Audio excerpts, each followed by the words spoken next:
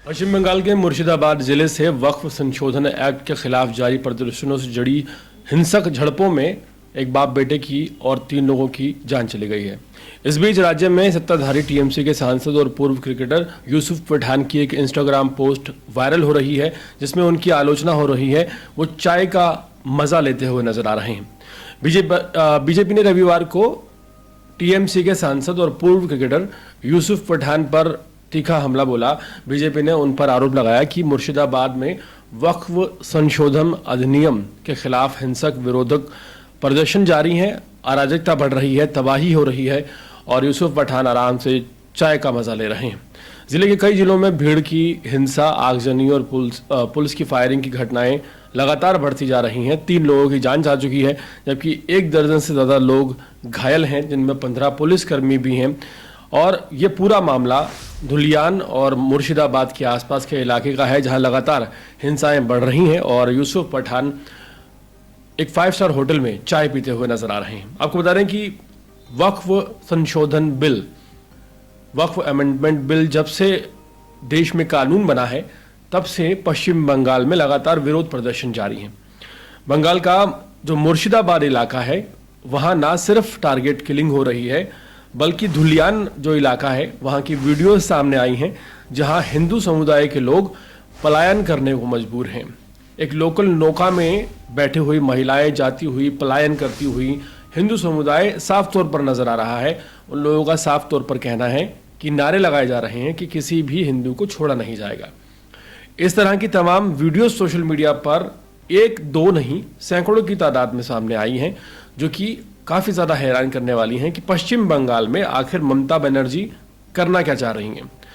पूरे देश में अगर माइनॉरिटीज की बात की जाए तो मुस्लिम समुदाय, जो कि माइनॉरिटीज में आता है, पूरे देश में है।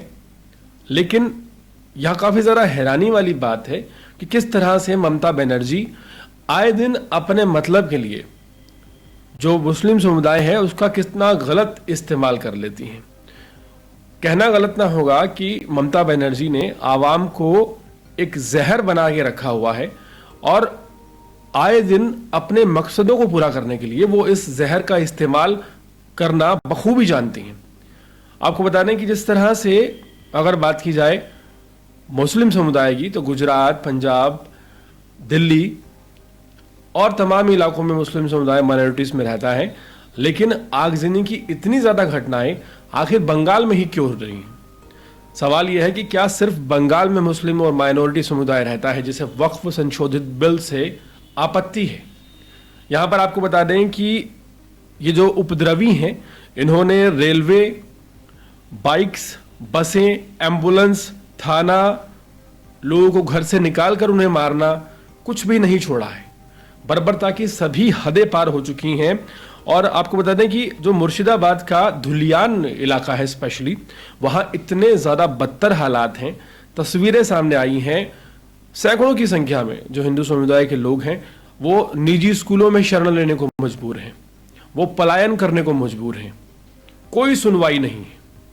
हैरानी इस बात की है कि जो ताजा अपडेट पश्चिम बंगाल पुलिस का आया है, उसमें पुलिस ने यह साफ कर दिया है कि अब जो घटना हुई है उसमें 12 पुलिसकर्मी घायल हुए हैं और मुस्लिम बहाल इलाका जो है पश्चिम बंगाल का, वहां कोई भी घटना नहीं हुई। तो यहां पर यह बात बिल्कुल क्लियर हो जाती है कि यह टारगेट किलिंग है, यह टारगेट करके एक समुदाय को निशाना बनाने की वजह है। और जो भी तमाम वीडियोस सामने आई हैं पलायन करते हुए हिंदू समुदाय के लोगों की, उनमें से एक वीडियो में एक महिला कहती हुई नजर आ रही है कि ये लोग नारे लगा रहे हैं कि मोदी ने वक्फ का कानून बदला है, हम किसी भी हिंदू को नहीं छोड़ेंगे। अब आप सोचिए कि किस तरह से माइनॉरिटीज का मिसयूज जहर की तरह करने में ममता बनर्जी अव्वल हैं। और एक तरफ ये हवाला दे रहे हैं कि हम लोग भी सुप्रीम कोर्ट जा रहे हैं। सुप्रीम कोर्ट ने अर्धसैनिक बलों की तैनाती जो मुर्शिदाबाद है उसके जो हिंसा ग्रसित इलाके हैं उसमें की है, और उसके बावजूद भी आप कहें कि हिंसा की जो घटनाएं हैं वो कम होने का नाम नहीं ले रही हैं।